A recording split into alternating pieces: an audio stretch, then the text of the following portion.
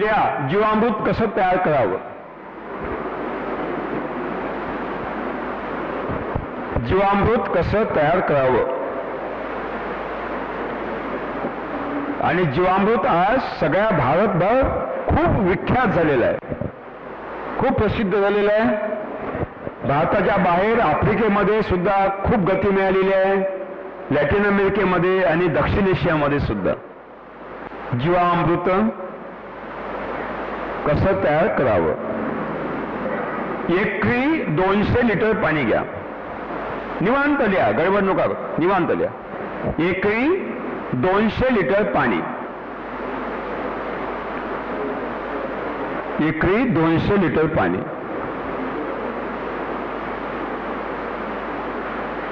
त्याच्यामध्ये 5 ते 10 लिटर गोमूत्र टाका. 5 ते 10 लिटर गोमूत्र.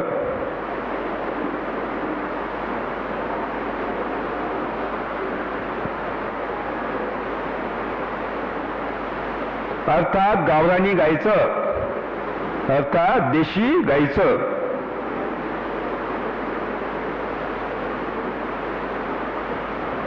तुमच्याकडे बैल असेल तर अर्ध गाईचं अर्ध बैलाचं चालतं, पण केवळ बैलाचं चालत नाही.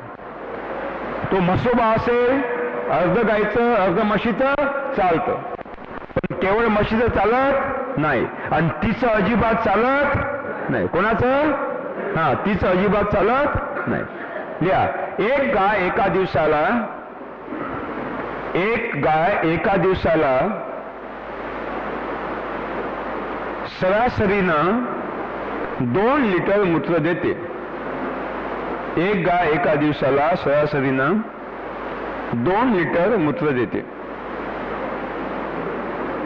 2 लिटर. एक बैल एका दिवसाला 3 लिटर मूत्र देतो. 3 लिटर.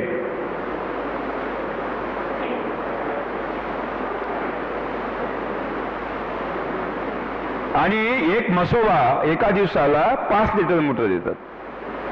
एक म्हैस एका दिवसाला 5 लिटर, 5 लिटर.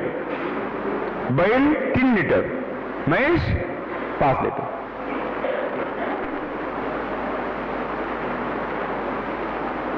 म्हणजे देशी गाईचं चालते आहे ना. बैल असेल तर अर्ध गाईचं अर्ध बैलाचं, पण केवळ बैलाचं नाही.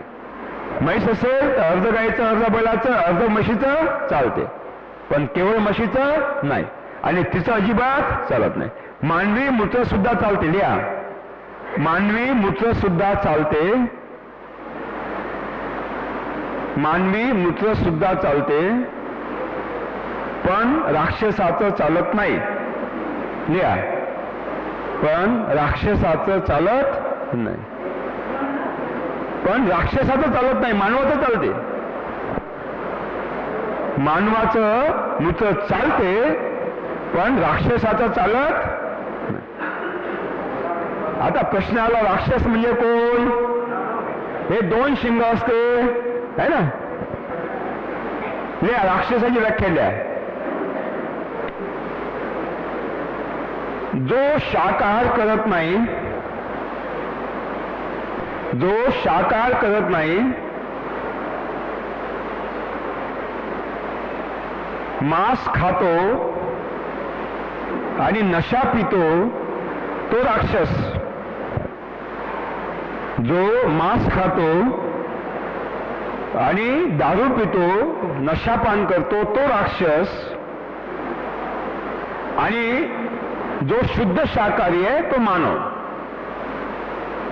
जो शुद्ध शाकाहारी आहे तो मानव.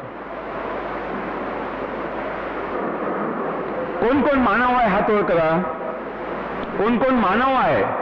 मानव म्हणजे शुद्ध शाकाहारी. ते गळ्यातली काढून थोडा वेळ खुंटीवर ते नाही, शुद्ध शाकाहारी. बहुत बहुत बहुत खूप चांगलं वाटलं. आता खोटे खोटे हात केले की काय मला माहित नाही, पण केले महत्वाचं. ते केले महत्वाचं. मित्रांनो लक्षात ठेवा,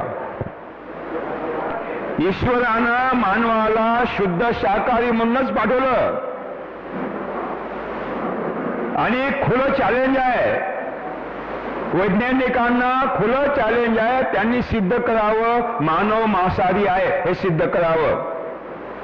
ईश्वराने मानवाला शुद्ध शाकाहारी म्हणून पाठवलं. मानवाचे सगळे लक्षणं शुद्ध शाकाहारी प्राण्याचे आहे, सगळे लक्षणं A to Z. माझ्या ते 300-400 पानाचं पुस्तक आहे हिंदी मधलं गाईचं, गावरानी गाय, त्याच्यात मी ते सगळे लक्षण दिलेलं आहे. आता मराठीत येईल काही दिवसांनी. ईश्वराची इच्छा आहे की मानव शुद्ध शाकाहारीच असावा. याचा अर्थ काय?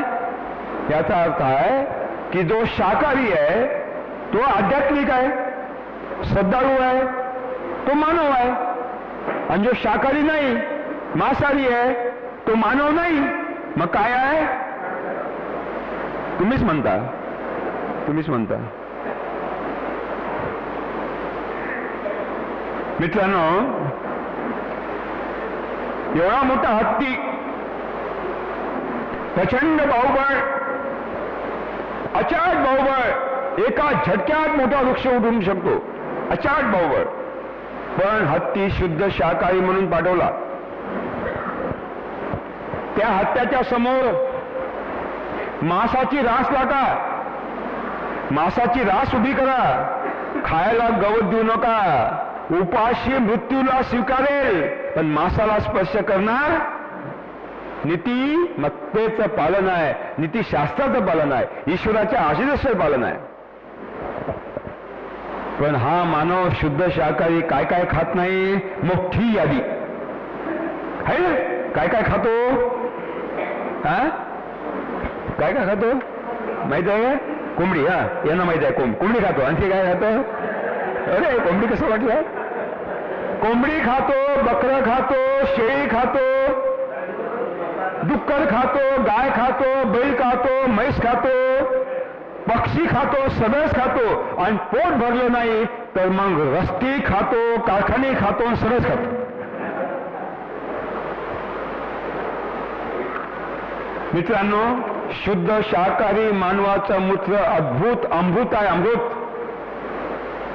मी जीवामृतामध्ये त्याचं परीक्षण केलं आणि मानवी स्वास्थ्यावर सुद्धा केलं. कारण मला ते आठवत होतं की मानवी स्वास्थ्यावर तो मोरारजी देसाई वगैरे होते ना, त्यांनी शिवांबूचा प्रचार चालू केला होता. त्याची घटना घडली माझ्या स्वतःबद्दल. मला पूर्वी दमा होता, सिव्हिअर दमा होता. म्हणजे हाफ कमी पडत होतो, लो बीपी होतं, कमी दाब होता, रक्तचाप, चक्कर येत होते. हे समोर सहारा वाळवंट होतं, काही केस नव्हते, पूर्ण वाळवंट होतं. चष्म्याशिवाय चालू शकत नव्हतो, चष्म्याशिवाय वाचू शकत नव्हतो. आज मला चष्मा नाही, सुईत धागा टाकतो, बारीक अक्षर वाचतो. हे सगळं वाळवंट आता भरून निघालेला हिरवगार. आता मला दमा नाही, आता मला लो बीपी नाही. 10 तास दिवसभर बोलतो, 7-7 दिवस बोलतो, थकवा नाही, थकवा नाही, आजार नाही. हा चमत्कार फक्त शिवांबून झालेला आहे. लक्षात. हिमाचल प्रदेशामध्ये माझं शिबिर होतं. 600 शेतकरी होते, त्यामध्ये काही साधू होते. बोलता बोलता मी चक्रीन पडलो, खासी, मी ते दम्याचा ओळ आली आणि पडलो. धावपळ झाली. ते साधू आले स्टेजवर. बाबाजी एक कब्सवर आहे आपण. 6 वर्ष झाले, 5-6 लाख रुपये खर्च झाले ॲलोपॅथीमध्ये, आयुर्वेदामध्ये, काही फायदा नहीं. तो बोले बाबूजी आपने इतना खर्चा किया, हमारा कुछ सुनोगे? तो बताइए.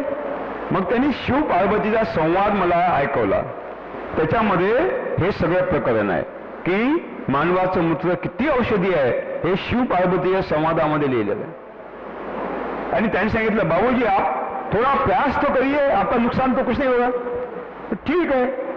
आणि मी चालू केलं. आज मला कोणतीही बिमारी नाही, स्वस्थ आहे, बिलकुल स्वस्थ आहे. लक्षात. हे आर्ट ऑफ लिव्हिंग वाले मागे लागले होते की सर तुम्ही आमचं शिबिर करा योगाचं. पण कायसाठी नाही म्हणे, आणखी ताकद येईल, आणखी ऊर्जा मिळेल, आणखी एनर्जी मिळेल. बरं, तू किती केले? प्रोफेसर जातो, प्राध्यापक, म्हणजे मी 7 शिबिरे केले. बरं, असं कर म्हटलं, तू 2 तास स्टेजवर उभं राहून बोलून दाखव सारखं नॉनस्टॉप. अरे बाबा म्हणे 45 मिनिटाचा तास घेतो तर मी थकतो आणि 2 तास कसं बोलू?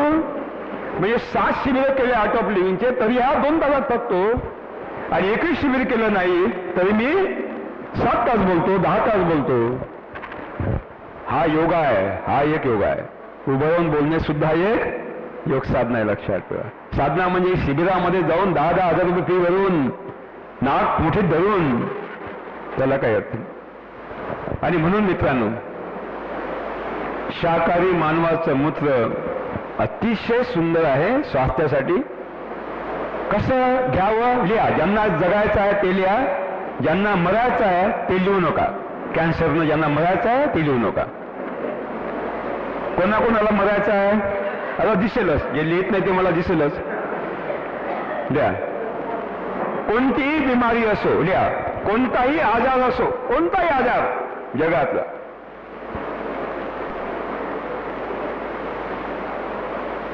सकाळी उठताच, प्रातःकाळी उठताच, सकाळी उठल्याबरोबर स्वतःचं मूत्र पहिली 10 तोडी सोडून द्यायची, मधातली घ्यायची, अर्धा कप जमा करायचा. अर्धा कप स्वतःचं मूत्र शिवांबू एका कपामध्ये घ्यायचं, अर्धा कप. डोळे लावायचे, आपल्या देवतेचं स्मरण करायचं आणि पिऊन घ्यायचं. सुरुवात सकाळी उठल्याबरोबर प्रातःकाळी अंशापोटी, अर्धा तास आधी, अर्धा तास नंतर काही खायचं प्यायचं नाही. अंशापोटी उठल्याबरोबर 1 कप घ्यायचा आणि सुरुवातीला थोडं जाऊ द्यायचं, मधलं अर्धा कप मूत्र आपलं पकडायचं. डोळे लावायचे पहिल्या दिवशी, आपली जी इष्टदेवता आहे त्याचं स्मरण करायचं आणि गटकन पिऊन घ्यायचं. पहिल्या दिवशी थोडंसं वाटेल, नंतर काही वाटणार झालं. लिहा. 8 दिवसांनी, 8 दिवसांनी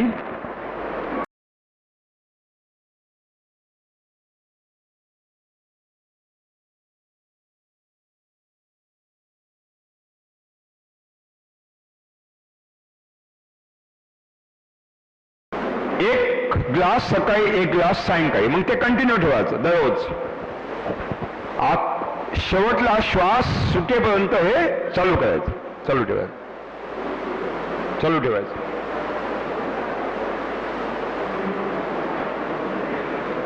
मित्रांनो, सुरुवात केल्यानंतर 3 महिन्यापर्यंत तुम्हाला काहीही परिणाम मिळणार नाही.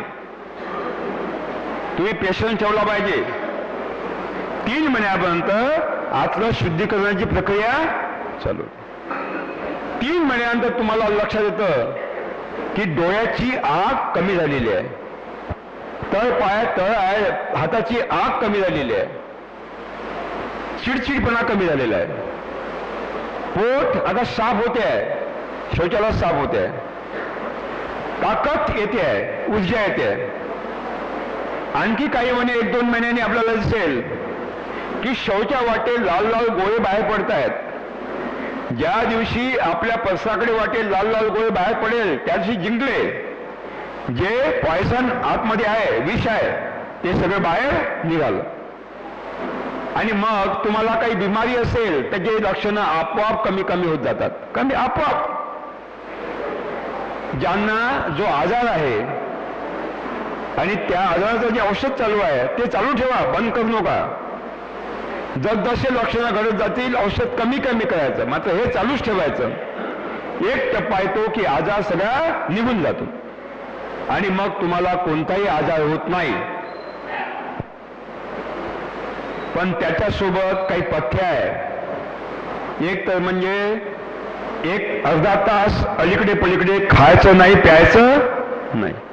नंबर 2, चहा प्यायचा नाही, कॉफी प्यायची नाही, चहा कॉफी नाही, आतडीला खूप घातक आहे. नंबर 3, हा टोटल बंद, टोटलच बंद.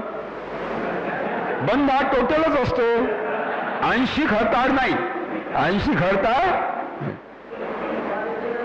आणि नंतर मांसाहार बंद, मांसाहार बंद, सिगरेट बंद, तंबाखू बंद, गुटखा बंद, दारू बंद. म्हणजे शुद्ध मानव बनणे, राक्षसापासून काय बनणे, मानव बनणे. आणि रोज सकाळी 1 तास फिरा, रोज सकाळी 1 तास फिरा. कोणतीही बिमारी तुमच्याजवळ येणार नाही, कोणतीही बिमारी येणार नाही, लक्षात. पुन्हा सांगतो, आपलं स्वतःचं मूत्र औषध नाही आहे, औषध नाही. आपली प्रतिकारशक्ती वाढवणारं काय रसायन आहे. कोणतं रसायन आहे? आपली प्रतिकारशक्ती वाढवणारं रसायन आहे, औषध नाही. जसजशी प्रतिकारशक्ती वाढेल तुम्हाला असं वाटेल की हे ऊर्जा कुठून येते, इतकी मोठी ताकद कुठून येते. मित्रांनो, हे सुरुवात करण्याला तुम्हाला काही अडचण नाही. 0 बजेट आहे, विकत आणावं लागत नाही, तुमच्याजवळ आहे. 24 तास आहे, 24 तास आहे. लक्षात ठेवा, हे 54 लाख कोटी रुपये विदेशात जातात, हे वाचवले पाहिजे. 7 वस्तूमध्ये जातात. 1 बियाणं, खतं, औषधं, ट्रॅक्टर, सौंदर्य प्रसाधनं, ॲलोपॅथिक दवा आणि विदेशी कपडे. जर अत्यंत उत्तम आपल्याला पर्याय आहे शिवामृचा किंवा निसर्गोपचाराचा, अर्थात याला आपण थांबवू शकतो. कॉस्मेटिक, अरे सौंदर्य काय त्या प्रसाधनानं वाढते का? स्त्री आतून सौंदर्य असतेच. आणि समजा त्याला पर्याय द्यायचा आहे तर आपल्या घरी दुधाची साय आहे, हळद आहे ना. क्या बात. काही स्त्री 15 दिवसात पांढरी पडेल. येऊ नका, नाही तर घरी जाऊन सांगा, तुमचं काही खरं नाही. आपल्या घरी आहे नाही, लॅक्टो कॅलामिन पाहिजे, पैसे कुठे विदेशात, अजिबात नाही, अजिबात काही आवश्यकता नाही, काही आवश्यकता नाही. मित्रांनो, याच्याविषयी आपण उद्या बोलणार आहोत. प्रत्येक पर्याय आपण ठेवणार आहोत. संपूर्ण स्वावलंबी भारत, संपूर्ण स्वावलंबी खेडं, याच्याविषयी उद्या आपण बोलूया, कारण ते अत्यंत महत्त्वपूर्ण विषय आहे. आज फक्त एवढंच की 1 गाय 2 लिटर मूत्र देते, 1 म्हैस 3 लिटर मूत्र देतो, 1 म्हैस 5 लिटर. लिहा, 10 किलो शेण वापरा. याचं तुम्ही विसरून जाल, आपण जीवामृत चालू आहे म्हणून. 10 किलो देशी गायचं शेण,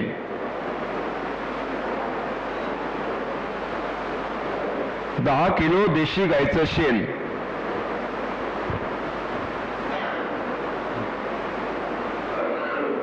अर्ध गाईचं अर्ध बैलाचं चालेल, अर्ध गाईचं अर्ध बैलाचं चालेल, पण केवळ बैलाचं चालणार नाही.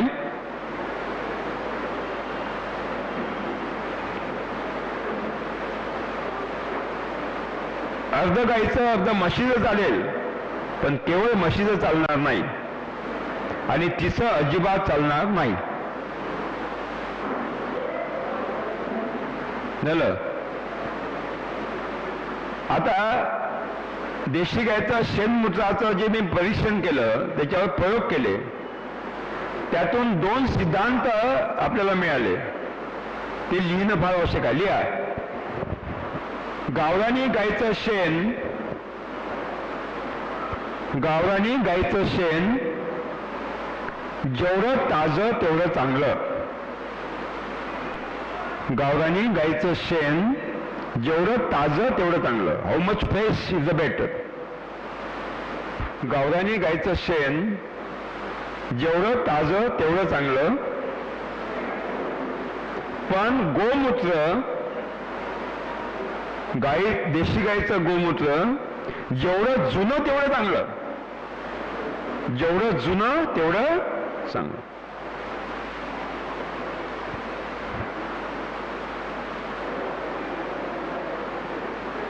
दुसरा निष्कर्ष लिहा, जी गाय जास्त दूध देते, जी गाय जास्त दूध देते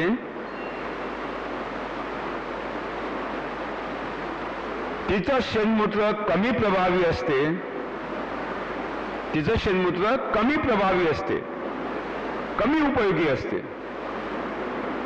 जीवामृतासाठी तिचं शेणमूत्र कसं असते, कमी उपयोगाचं असते, कमी प्रभावाचं असते, कमी उपयुक्त असते. जी गाय जास्त दूध देते तिचं शेणमूत्र कमी प्रभावाचं असते, आणि जी गाय कमीत कमी दूध देते तिचं शेणमूत्र अत्यंत उपयोगी असते. जी गाय कमी दूध देते तिचं शेणमूत्र अत्यंत प्रभावी असते. याचा अर्थ सगळ्यात चांगली तुमची खिलार कोणती? तुमची खिलार सगळ्यात चांगली.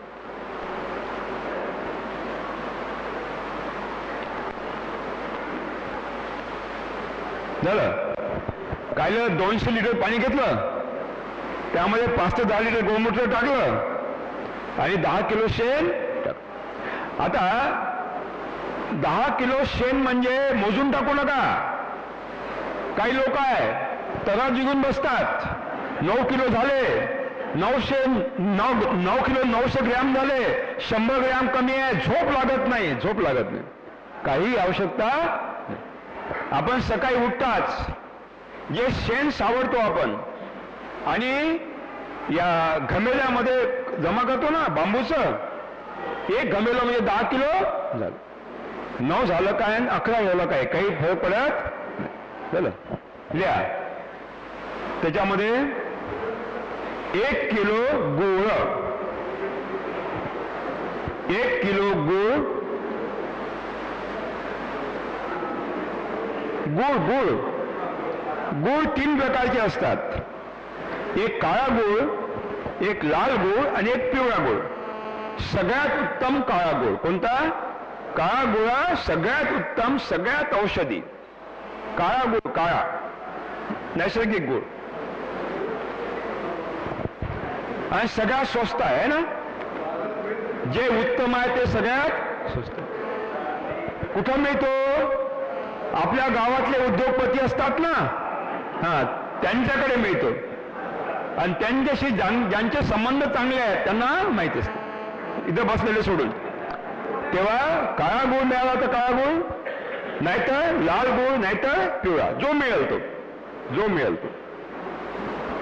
या गूळ नाही मिळाला तर, गूळ मिळाला नाही तर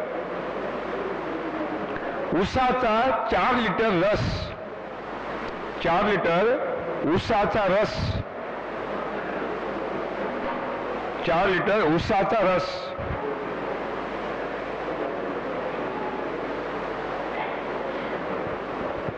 रस काढण्याची मशीन नाही मिळाली तर काळजीची आवश्यकता नाही. काय केलं? 10 किलो उसाचे धाट तोडायचे, 10 किलो पानं तोडून टाकायचे, आणि त्याचे छोटे छोटे काय करायचे? तुकडे करायचे, आणि तुकडे पाण्यात टाकून द्यायचे. पाण्यामध्ये तो रस येऊन जातो. लिहा, 10 किलो उसाचे लहान लहान तुकडे, म्हणजे गूळ नाही आहे, उसाचा रस नाही आहे, तर 10 किलो उसाचे बारीक तुकडे.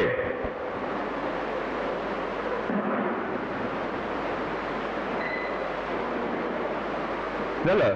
ज्यांच्याकडे ऊस नाही आहे पण चिकूचं झाड आहे, केळीचं आहे, पपईचं आहे, पेरूचं आहे, म्हणजे गोड फळाचं आहे, त्यांनी 1 किलो गोड फळांचा गर घ्यावा. गर, 1 किलो गोड फळांचा गर, पल्प. म्हणजे समजा आपल्याला गूळ मिळाला नाही, उसाचा रस मिळाला नाही, उसाचे धाटे मिळाले नाही, तर काय वापरायचा? 1 किलो गुळाचा गर, म्हणजे आपल्या फळांचा. हे बघा, तुम्ही एक बी जरी टाकलं पपईचं, किती पपया लागतात? भरपूर. चिकूचं एक झाड लावलं तर हजारो चिकू मिळतात. आपल्याला लावायचं काम आहे. एक पेरूचं लावलं तर पुष्कळ पेरू मिळतात. किंवा ज्यांच्याकडे फळ नाही आहे, हे फळ विक्रेते काय करतात, सायंकाळी जास्त पिकलेले चिकू असतात, जास्त पिकलेले केळं असतात, जास्त पिकलेले फळं असतात, पपई, हे फेकून देतात. आपण ते घ्यायचं, स्वस्त मिळतं आणि 1 किलो घर वापरायचं. आलं का लक्षात? हां, लिहा.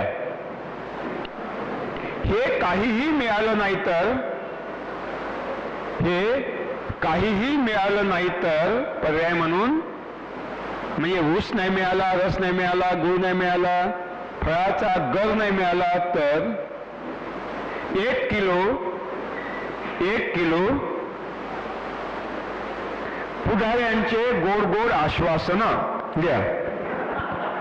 पुढाऱ्यांचे गोड गोड आश्वासन ते फुकटात मिळतात, मुबलक मिळतात ना, त्याला काही दुपर नाही. चला हे टाकायचं.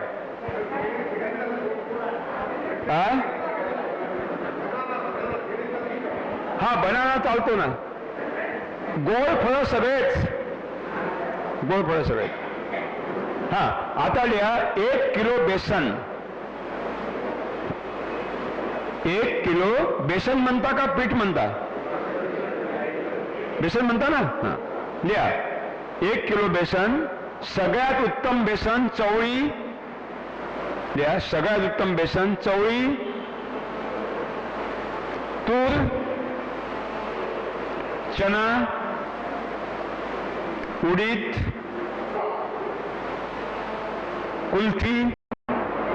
कुल्थी, मूंग, मटकी, या कडधान्याचं 1 किलो बेसन. लिहा सोयाबीन नाही, सोयाबीन नाही, शेंगदाणे नाही,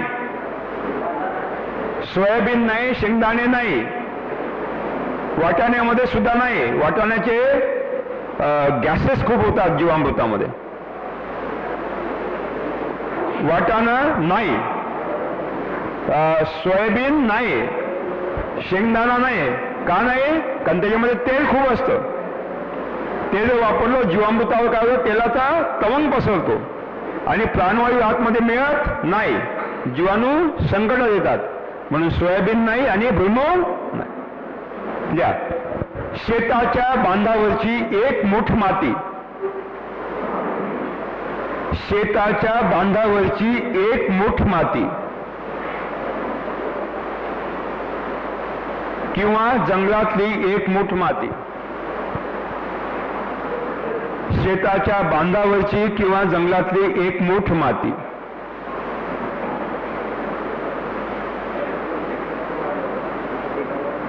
एक मूठ 50 ग्रॅम. आता याला आपण नाव ठेवलेलं आहे जीवाणू माती. लिहा जीवाणू माती. जीवाणू माती.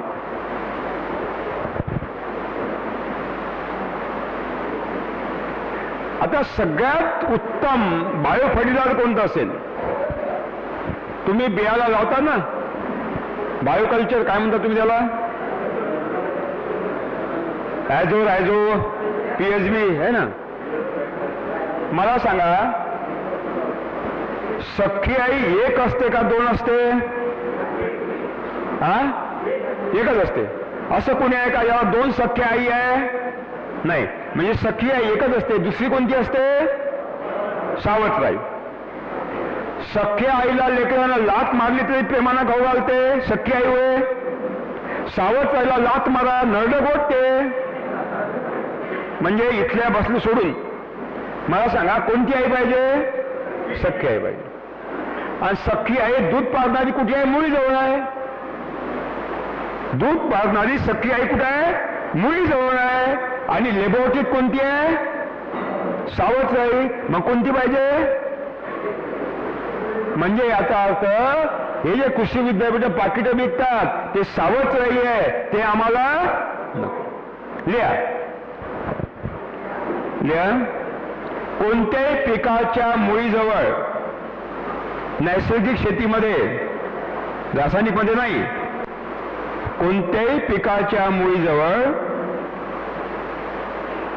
किंवा मुळीला लागून चिकटलेली जी माती असते, कोणत्याही पिकाच्या मुळीला, अर्थात नैसर्गिक शेतीमध्ये, रासायनिक शेतीमध्ये नाही, पिकाच्या मुळीला चिकटलेली जी माती असते ती खरी सख्खी आई असते.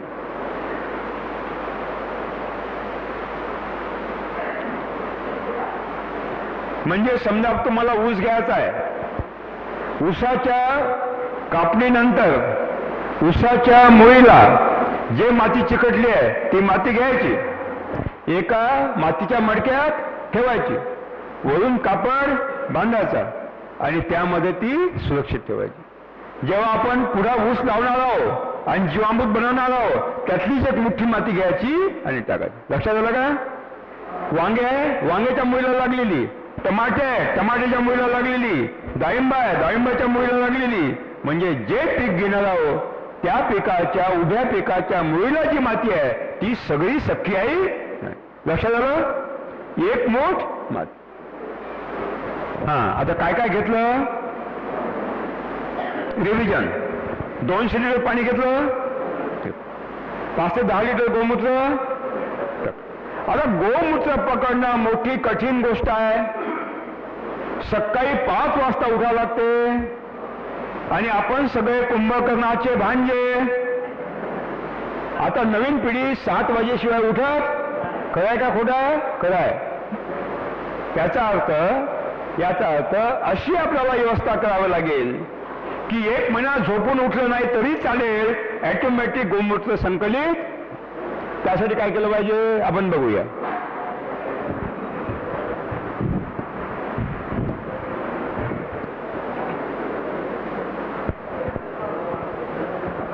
हा आपला गाईचा गोठा आहे.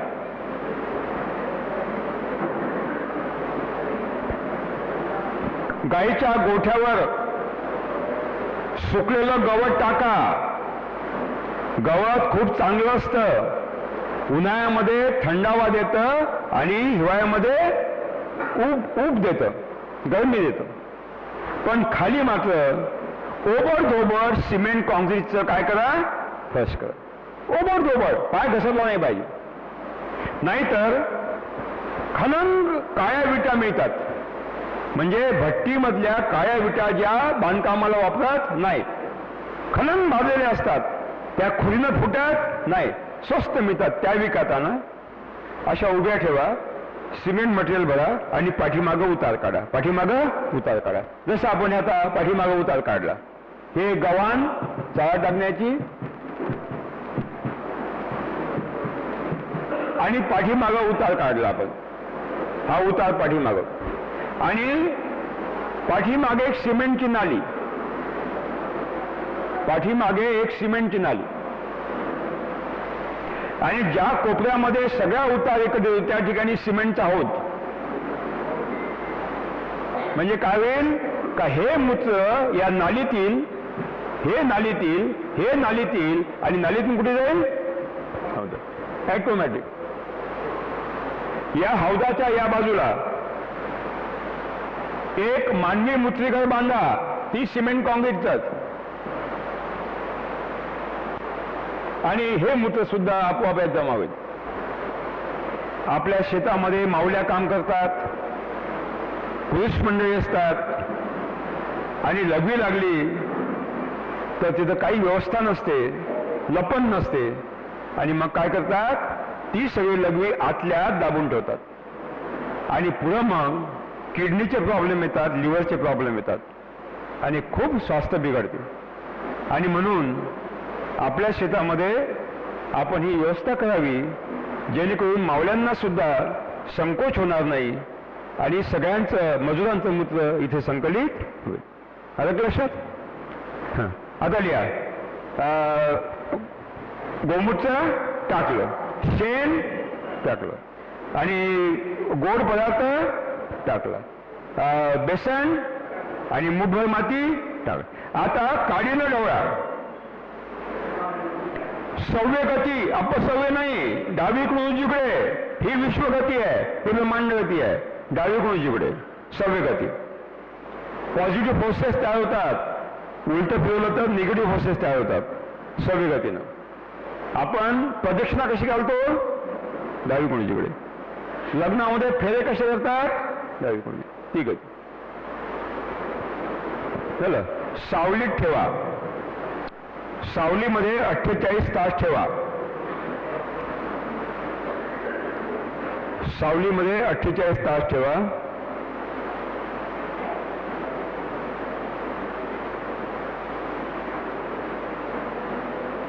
पोत झाका. पोत बारदाना झाका. बारदाना का? कारण तो सच्छिद्र असतो. काय होतं की जेव्हा जीवामृताची किण्वन क्रिया चालू होते, फर्मेंटेशन प्रोसेस चालू होते, तेव्हा अल्प मात्रेमध्ये ammonia, carbon dioxide, methane, carbon monoxide, benzene हे सगळे विषारी वायू तयार होतात.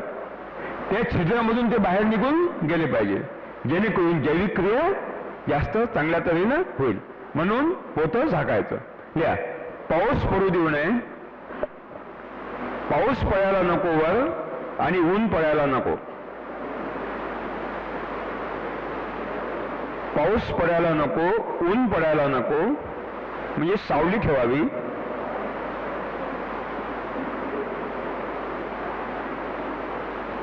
सकाळ संध्याकाळ 1 मिनिट ढवळायचं. सकाळ संध्याकाळ 1 मिनिट ढवळायचं, म्हणजे ती किण्वन क्रिया वेगानं होईल.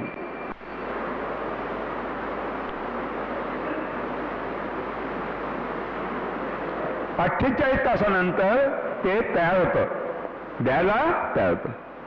48 तासानंतर वापरायला तयार होतं, उपयोगात आणण्यासाठी तयार होतं. It is ready for utilization. चला, द्या. तयार झाल्यानंतर 7 दिवसापर्यंत वापरता येते. तयार झाल्यानंतर 7 दिवसापर्यंत वापरता येते.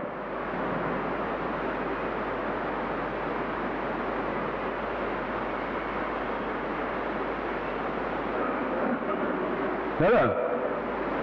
आता हे जीवामृत कसं वापरायचं याच्या आधी आपण चहामृत कसं प्यायचं हे पाहूया, है ना. चहाचा ब्रेक फक्त 10 मिनिटाचा.